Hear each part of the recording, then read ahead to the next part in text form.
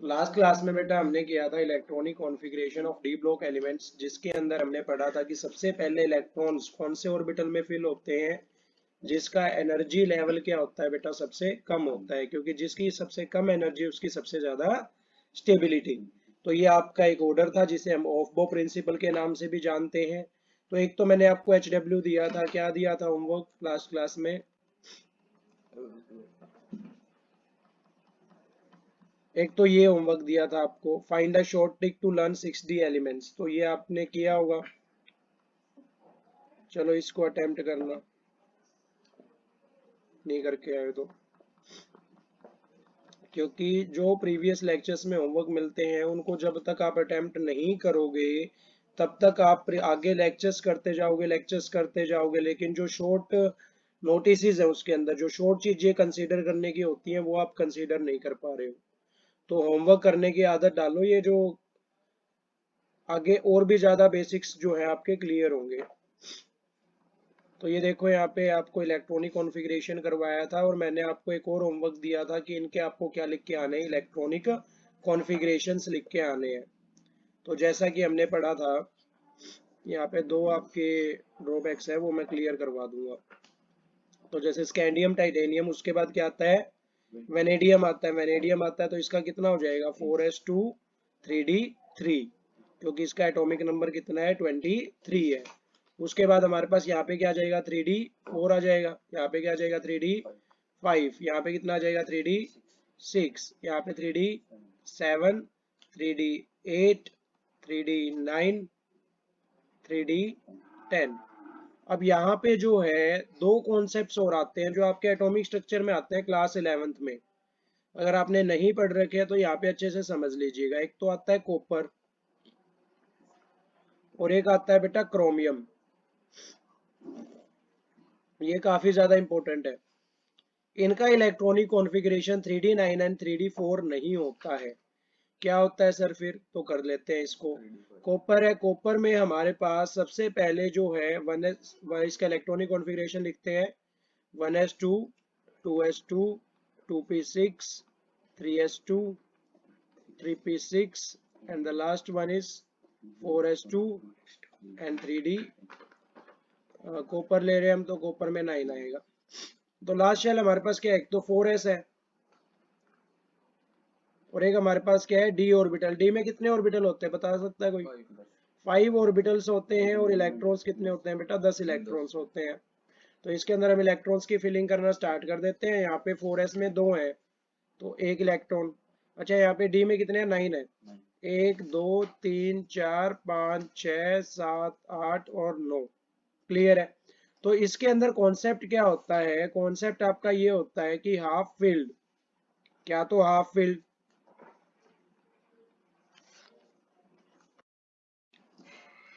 या fully filled D orbitals. Half field या fully field D orbitals जो होते हैं बेटा आपके, वो ज्यादा स्टेबल होते हैं इससे प्रीवियस वाली शेल से। अब जैसे मैं यहाँ पे बात कर रहा हूँ 3D की, और 3D से पहले कौन सा आ रहा है? 4s आ रहा है। तो अगर 3D हाफ फील्ड हो सकता है, दैट मीन्स 3d5 या फिर 3d10, तो हाफ फील्ड या फुल्ली फील्ड जो है बेटा वो ज्यादा स्टेबल होंगे किससे? 4s से सर। तो इसका जो 4s में 2 इलेक्ट्रॉन्स थे, ये एक इलेक्ट्रॉन यहाँ से जंप मार के किस में चला जाता है सर? 3D वाले के अंदर चला जाता है। और यहाँ पे इलेक्ट्रॉनिक कॉन्फ़िगरेशन कैसा बनता है? 4s1 3d10। तो that is the electronic configuration of copper element. बात करें बेटा जिंक की, सर अगर इसका 3d10 हो गया तो जिंक का क्या होगा? जिंक का भी तो 3d10 होता है। पर यहाँ पे थोड़ा सा कैच है बेटा, इसके अंदर 4s के कितने इलेक्ट्रॉन्स होते हैं? 2 इलेक्ट्रॉन्स होते हैं। बात करें हम क्रोमियम की, क्रोमियम का एटॉमिक नंबर कितना होता है? 25 होता है। फिर से वही बन जाएगा। यहाँ पे तो आपके पास कितना आएगा? 4s2 आएगा और यहाँ पे कितना आएगा? 3d4 आएगा। 24 होता है।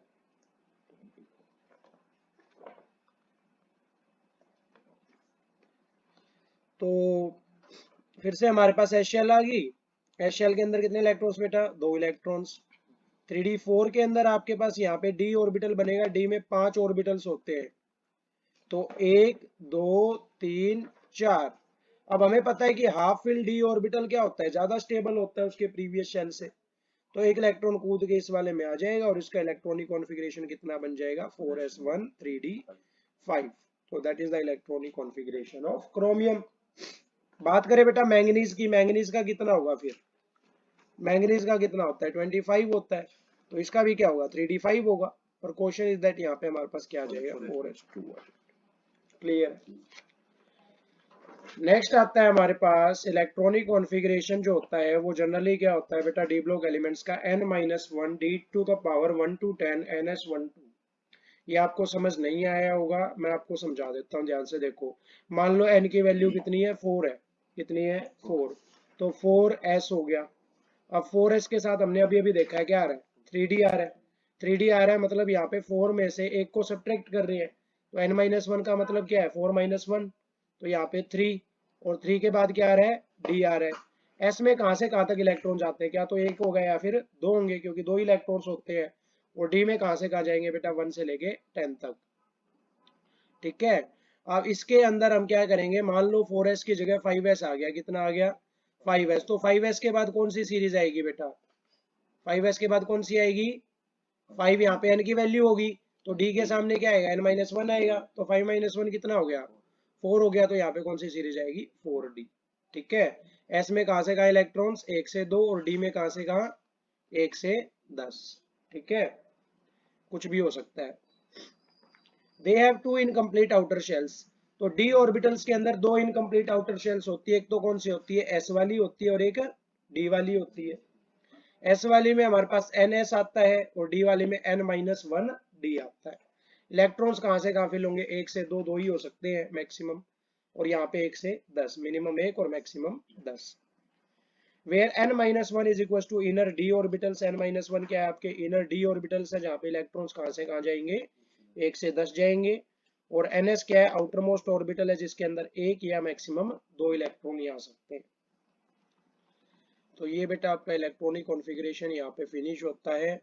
इसमें आपको जो है मैंने एक और होमवर्क दिया था छोटा सा, attempt the electronic configuration of elements belong 4d and 5d series, इनका भी आपको लिख के आना था।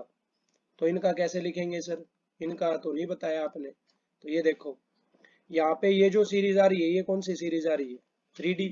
इससे पहले आपके पास क्या है आर्गन है या नहीं है। अब यहाँ पे क्रोमियम के बाद, सॉरी क्रिप्टन के बाद यहाँ पे कुछ एलिमेंट्स आएंगे, जिसके पोटेशियम के बाद क्या आएगा हेलिना की रब, तो यहाँ पे रुबिडियम आएगा। और कार स्कूटर यहाँ पे क्या आएगा स्ट्रोंशियम आएगा। और यहाँ पे कहाँ से शुरू हो जाएंगे बेटा एलिमेंट्स, कहाँ से शुरू होते हैं, कौन सी सीरीज आ रही है ये 4d सीरीज में, ये कहाँ से शुरू होती है 4d सीरीज की ट्रिक क्या है, वाई जर नब मुंह तक रियूरे बड AGCD। Tricks are very important, you have to learn that tricks to remember the elements. अब यहाँ पे आपके पास एलिमेंट कौन सा शुरू हो रहा है वाई, तो वाई एलिमेंट जो है वो 4d सीरीज का सबसे पहला एलिमेंट है। इसका इलेक्ट्रॉनिक कॉन्फ़िगरेशन लिखेंगे तो यहाँ पे हमारे पास एक तो क्रिप्टन आ गया, तो क्रिप्टन तो एज इट इज लिख देंगे, ये आ गया हमारे पास क्रिप्टन। क्रिप्टन के बाद आपके पास क्या आ रहा है, ये दो आ रहे हैं, तो ये दो 4d है, तो 4d है तो s वाली कौन सी होगी, लास्ट इलेक्ट्रॉन्स किस में जा रहे हैं 4d में जा रहे हैं ना, तो 4d से पहले कौन सी आएगी 5s। अभी अभी तो किया है हमने ns और n-1 इंटू डी, तो n-1 इंटू डी तो हमारे सामने है, तो ns कौन सा होगा 5s। अब ये 5s1 कौन सा होगा रुबिडियम, 5s2 कौन सा होगा स्ट्रोंशियम। तो इन दोनों को काउंट कर लेते हैं, यहाँ पे 5s2 आ गया और 4d में कौन सा चला जाएगा पहला, तो 5s2 4d1 और आगे सामने क्या आ गया क्रिप्टन। ये इलेक्ट्रॉनिक कॉन्फ़िगरेशन होगा बेटा कौन से एलिमेंट का, वाई एलिमेंट का, that is first element of 4d series. अभी आगे बढ़ते जाएंगे, y है तो यहाँ पे जर आ गया दैट इज ZR, तो इसका कितना हो जाएगा 4d2। फिर यहाँ पे ना भाई दैट इज NB आ गया, तो NB का कितना हो जाएगा 4d3। और ये चीज क्या रहेगी सेम, बस एक जगह दिक्कत आएगी कि half filled d orbital is more stable then s orbital, तो 4d4 वाला जो एलिमेंट होगा ना उसके अंदर एक ऑर्बिटल जंप मार के उसके अंदर स्टेबल हो जाएगा।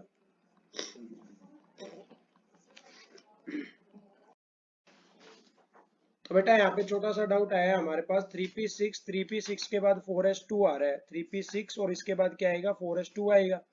और 4s2 के बाद क्या आएगा, 3d10 आएगा। यहाँ से ऐसे चल रहा है ना, तो 4s2 3d10। अब यहाँ पे आपके पास 3d के बाद क्या आ रहा है, 4p6 आ रहा है, 5s2 आ रहा है, फिर 4d10 आ रहा है, तो 5s2 और 4d10। तो अगर हम कभी भी n की वैल्यू ये लेंगे तो n की वैल्यू अगर 4 है तो यहाँ पे 3 आ रहा है, तो यहाँ पे क्या आ गया, n-1 आ गया। तो n की वैल्यू 4 है तो n-1 करेंगे तो 4-1 कितना आ गया, 3। n की वैल्यू 5 है तो n-1 कितना हो गया, 5-1, दैट इज वैल्यू कितनी आ गई, 4। तो इस तरीके से इसका आउटरमोस्ट इलेक्ट्रॉनिक कॉन्फ़िगरेशन लिखते हैं हम। अब नेक्स्ट जो है बेटा, तो इस तरीके से मैंने एक एलिमेंट का तो आपको लिख के बता दिया, that is Y.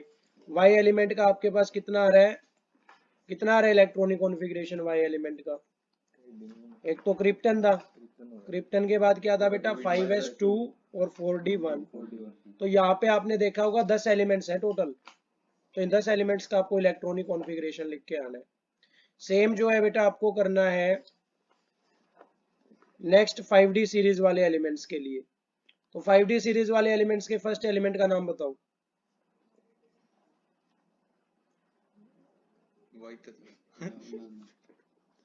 LA, that is lanthanoid.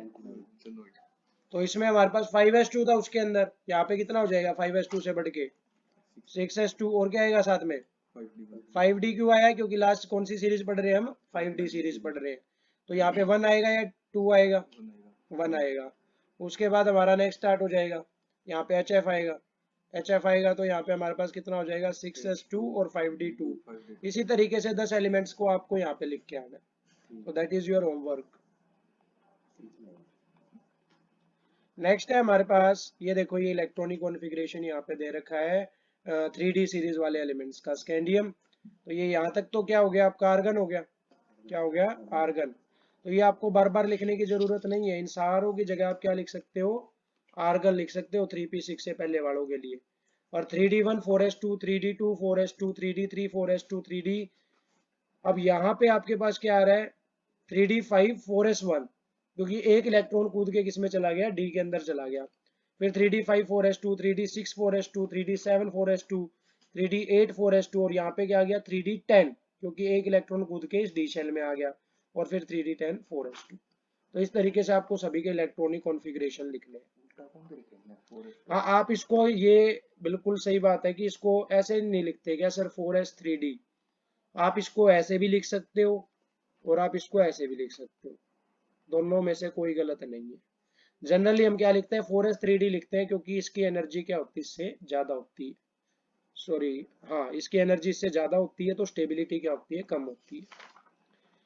Next है हमारे पास फिजिकल प्रॉपर्टीज किसकी, डी ब्लॉक एलिमेंट्स की। तो मैं सबसे पहले तो आपको ये बता दूं, जो डी ब्लॉक एलिमेंट्स होते हैं ना बेटा, जो डी ब्लॉक एलिमेंट्स होते हैं, ये जनरली क्या होते हैं, मेटल्स होते हैं या नॉन मेटल्स होते हैं, मेटल्स होते हैं। नाम क्या होता है इनका, ट्रांजिशन मेटल्स। ट्रांजिशन मेटल्स मतलब बीच के मेटल्स, मेटल्स और नॉन मेटल्स के बीच में आते हैं।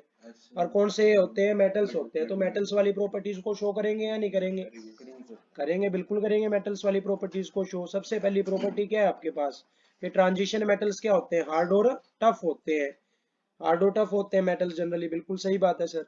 दे have low volatility, but Zn Cd and Hg are an exception. Volatility का मतलब क्या है, कौन सी स्टेट के अंदर वो प्रेजेंट है, लिक्विड स्टेट के अंदर प्रेजेंट हो सकता है या नहीं हो सकता, उनको हम कन्वर्ट कर सकते हैं या नहीं कर सकते इजीली। तो इसमें हमारे पास बाकी मेटल्स तो इजीली कन्वर्ट नहीं होते हैं किसी और शेप के अंदर, लेकिन हम जिंक, कैडमियम और मरकरी को कन्वर्ट कर सकते हैं। ये क्या है, हमारे एक्सेप्शन है किसके, डी ब्लॉक एलिमेंट्स के। सेकंड जो प्रॉपर्टी आती है बेटा, वो आता है आपका मेल्टिंग एंड बॉइलिंग पॉइंट। तो मेल्टिंग पॉइंट पता है आपको क्या होता है, जिस टेम्परेचर के ऊपर कोई सब्सटेंस मेल्ट करना स्टार्ट कर दे उसे हम क्या बोलते हैं, मेल्टिंग पॉइंट बोलते हैं। तो ये सॉलिड है, सॉलिड को मेल्ट करने के लिए ज्यादा टेम्परेचर देना पड़ेगा या कम टेम्परेचर देना पड़ेगा, ज्यादा टेम्परेचर देना पड़ेगा, तो मेल्टिंग पॉइंट क्या होगा, ज्यादा होगा।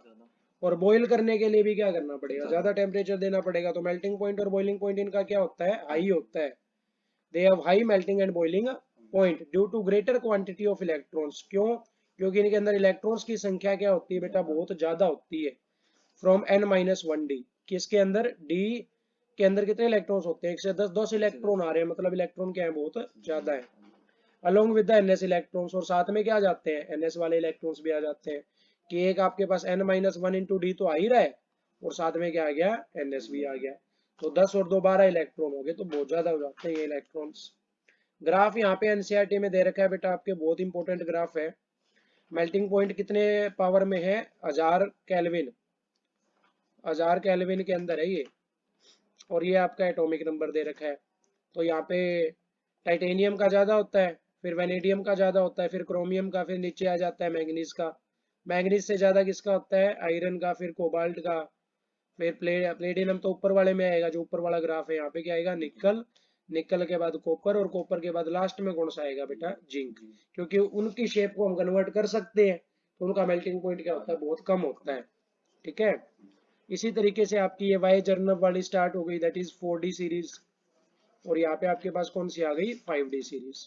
ठीक है, आपने एक बात ध्यान दी होगी कि यहाँ पे टाइटेनियम से पहले क्या आता है, स्कैंडियम, और जर्नब से यहाँ पे हमारे पास पहला एलिमेंट कौन सा आता है, वाई, और यहाँ पे कौन सा आता है, लैंथेनॉइड। तो यहाँ पे 3 एलिमेंट है, ये 3 एलिमेंट इस ग्राफ के अंदर नहीं दिखा रखे हैं। आपका होमवर्क आपको ये पता करके आना है कि इन 3 एलिमेंट्स को एनसीईआरटी ग्राफ के अंदर क्यों नहीं दिखाया गया है। ठीक है, कोई इसका रीजन भी बता दूंगा मैं आपको, वेरिएबल ऑक्सीडेशन स्टेट कुछ दे रखा होगा, वो रीजन आपको एक्सप्लोर करके आना है कि वेरिएबल ऑक्सीडेशन, पहली बात तो ऑक्सीडेशन स्टेट क्या होती है, और वेरिएबल ऑक्सीडेशन स्टेट शो करते हैं ये एलिमेंट्स, तो ऐसा क्यों होता है, क्यों करते हैं, और कौन कौन सी करते हैं, ये आपको एक्सप्लोर करके आना है। नेक्स्ट है सर हमारे पास, metals possessing high boiling point are noble in there. जो मेटल पोजेस करता है हाई बॉइलिंग पॉइंट, वो क्या होता है, अपने ऑर्बिटल के अंदर नोबल होता है। नोबल का मतलब नॉन रिएक्टिव, वो किसी के साथ रिएक्ट नहीं करता। The metals belonging to second and third series have greater enthalpies. वो मेटल्स बेटा जो कौन से ग्रुप के अंदर आ रहे हैं, सेकंड और थर्ड सीरीज वाले के अंदर, हैव ग्रेटर एंथैल्पीज, उनकी एंथैल्पी क्या होती है, ग्रेटर एंथैल्पी का मतलब क्या होता है बेटा, एनर्जी ऑफ एटोमाइजेशन, किसकी, एटोमाइजेशन के लिए। Then the elements belonging to first series, उन एलिमेंट से जो कौन सी सीरीज में आ रहे हैं, फर्स्ट सीरीज से। तो यहाँ पे एक वर्ड आया है एटोमाइजेशन, एटोमाइजेशन का मतलब क्या होता है, एटम्स में कन्वर्ट होना। तो एटम्स में टूटने वाले एलिमेंट सबसे जनरली कौन से होते हैं बेटा, जो आपके सेकंड और थर्ड सीरीज के अंदर आते हैं। और ये जनरली एटम्स में जल्दी क्यों टूटते हैं, क्योंकि इनकी एनर्जी क्या होती है बेटा, ज्यादा होती है। ज्यादा एनर्जी होगी तो ज्यादा हलचल होगी, ज्यादा हलचल होगी तो क्या करेंगे, जल्दी जल्दी ब्रेक हो जाएंगे, किसके अंदर, एटम्स के अंदर। ठीक है, फर्स्ट सीरीज वाले हो पाएंगे क्या, नहीं हो पाएंगे। क्यों नहीं हो पाएंगे, क्योंकि उनकी एनर्जी इतनी ज्यादा नहीं होती है। नेक्स्ट आता है सर, हाँ नॉन रिएक्टिव भी होते हैं ज्यादा। ये यहाँ पे metals possessing high boiling point, जिनका बॉइलिंग पॉइंट ज्यादा होता है वो क्या होते हैं, नॉन रिएक्टिव होते हैं। तो नेक्स्ट आता है हमारे पास, all transition metals exhibit metallic character. इन सभी ट्रांजिशन मेटल्स के अंदर मेटल है तो कौन सा कैरेक्टर दिखाएंगे, मेटेलिक कैरेक्टर दिखाएंगे सर। मेटेलिक कैरेक्टर कौन कौन सा हो गया, सबसे पहला आ गया हमारे पास, they are good conductor of electricity. क्या होते हैं बेटा, गुड कंडक्टर होते हैं किसके, हीट और इलेक्ट्रिसिटी के। मतलब क्या होता है, कंडक्टर मतलब अपने अंदर से पास होने देते हैं, किसको, हीट को और इलेक्ट्रिसिटी को। हीट को अपने अंदर से पास होने देते हैं, इसीलिए हम क्या करते हैं, थर्मल वायर्स कन्वर्ट कर देते हैं। और इलेक्ट्रिसिटी में कन्वर्ट करते हैं तो इनको ये कॉपर और एल्यूमिनियम के वायर्स को कन्वर्ट कर देते हैं। अब जैसे कॉपर और एल्यूमिनियम मैंने वर्ड यूज करे हैं, तो एल्यूमिनियम तो क्या हो गया आपका, पी ब्लॉक एलिमेंट हो गया, तो इसको तो नॉन मेटल कंसीडर करेंगे, सॉरी मेटल कंसीडर करेंगे। तो मेटलोइड होता है वैसे, ये मेटलिक कैरेक्टरिस्टिक दिखाता है। बात करें कॉपर की, तो कॉपर क्या होता है, ट्रांजिशन मेटल होता है। इसकी वायर्स देखी होंगी आपने अपने घर के अंदर, एसी के अंदर होती है इनकी वायर्स, और भी जगह होती है, तांबे की तार कहते हैं जिसे। नेक्स्ट है sir, they are hard and tough. कैसे होते हैं, हार्ड होते हैं और टफ होते हैं। Bring metal, they exhibit the property of malleability, ductility and सोनरेसिटी। अब यहाँ पे मेटल्स हैं तो क्या करेंगे, मेलिएबिलिटी प्रॉपर्टी शो करेंगे, डक्टिलिटी करेंगे और सोनोरेसिटी करेंगे। मेलिएबिलिटी का मतलब क्या होता है, जब हम इनको पिटेंगे ना हथौड़े के साथ तो ये किस में कन्वर्ट हो जाएंगे, शीट्स में। डक्टिलिटी का मतलब अगर हम इसको पिटेंगे तो किस में कन्वर्ट हो जाएंगे, वायर में। और सोनोरेसिटी मतलब इसको अगर हम पिटेंगे तो इसमें से क्या आएगी, आवाज आएगी, साउंड क्रिएट करेंगे ये। तो ये देखो यहाँ पे आपके पास सभी के एग्जांपल्स हैं। ये देखो ये किसका, ये कौन सा फॉइल पेपर है, नाम पढ़ा होगा आपने इसको, सिल्वर फॉइल पेपर कहते हैं क्या इसको। किसका बना होता है ये, एल्यूमिनियम का बना होता है। तो एल्यूमिनियम आपका एक मेटल हो गया जिसको बीट करके हमने इसको शीट्स में कन्वर्ट कर रखा है। ये बेल है, बेल किसकी बनी हुई है, मेटल की बनी हुई है, कॉपर की बनी हुई है। इसको बजाएंगे तो क्या आएगी, आवाज आएगी। और ये वायर्स है, वायर्स को किस में कन्वर्ट किया गया है, तो वायर्स में कन्वर्ट किया गया है किसको, मेटल्स को। कौन से मेटल्स को, ट्रांजिशन मेटल्स को।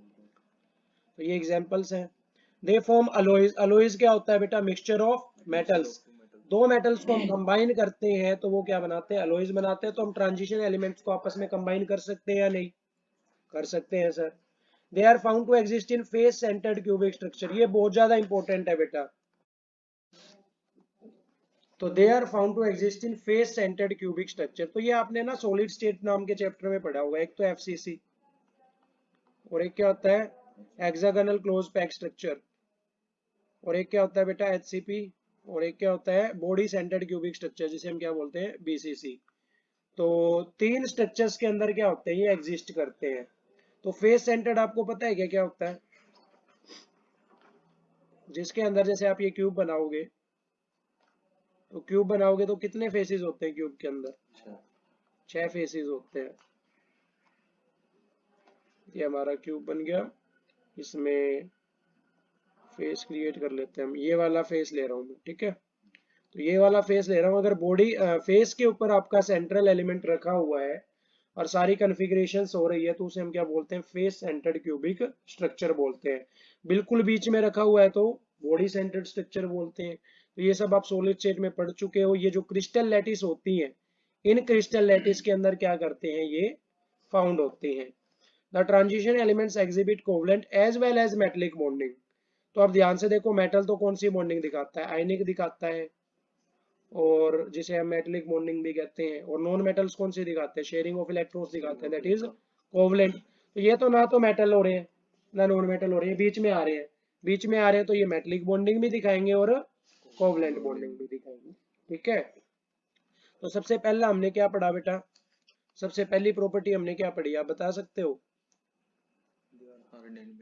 Hard and tough. सबसे पहली प्रॉपर्टी पढ़ी हमने, ये क्या होते हैं, हार्ड होते हैं और टफ होते हैं। उसके बाद सेकंड प्रॉपर्टी हमने क्या पढ़ी बेटा, मेल्टिंग पॉइंट और बॉइलिंग पॉइंट क्या होता है, इनका आई होता है। उसके बाद बॉइलिंग पॉइंट आई होता है, तो ये क्या होते हैं, नोबल होते हैं। नोबल मतलब नॉन रिएक्टिव। कौन कौन से होते हैं, सेकंड और थर्ड सीरीज वाले। फर्स्ट सीरीज वाले होते हैं क्या, फर्स्ट सीरीज वाले नहीं होते, क्योंकि इनकी एनर्जी क्या होती है, कम। उसके बाद डक्टिलिटी, मेलिएबिलिटी, सोनेरिसिटी। तो ये मेलिएबिलिटी, डक्टिलिटी और सोनोरस, ये तीनों प्रॉपर्टी पढ़ी। उसके बाद बेटा मेटेलिक कैरेक्टर शो करते हैं, तो क्या करेंगे, हीट एंड इलेक्ट्रिसिटी को अंदर से अपने पास होने देंगे, good conductor of heat and electricity. उसके बाद क्या पढ़ा, अलोय वाला पढ़ा कि ये मिक्स होके क्या बना सकते हैं, दो एलिमेंट्स को मिक्स होके बना सकते हैं इनको एलोय। और उसके बाद हमने क्या पढ़ा कि ये क्रिस्टल लैटिस के अंदर ऑब्टेन होते हैं। कौन सी crystal lattice, face centred, body centred और हेक्सागोनल क्लोज पैकिंग। और उसके बाद क्या पढ़ा बेटा, ये कौन सी, कोवलेंट बॉन्डिंग भी शो करते हैं और मेटेलिक बॉन्डिंग भी शो करते हैं। तो that are the physical properties of d block elements. Electronic configuration में कुछ होमवर्क हमने दिया है, कुछ पिछले को डिस्कस किए। तो यहाँ तक का लेक्चर आपका आज हो रहेगा।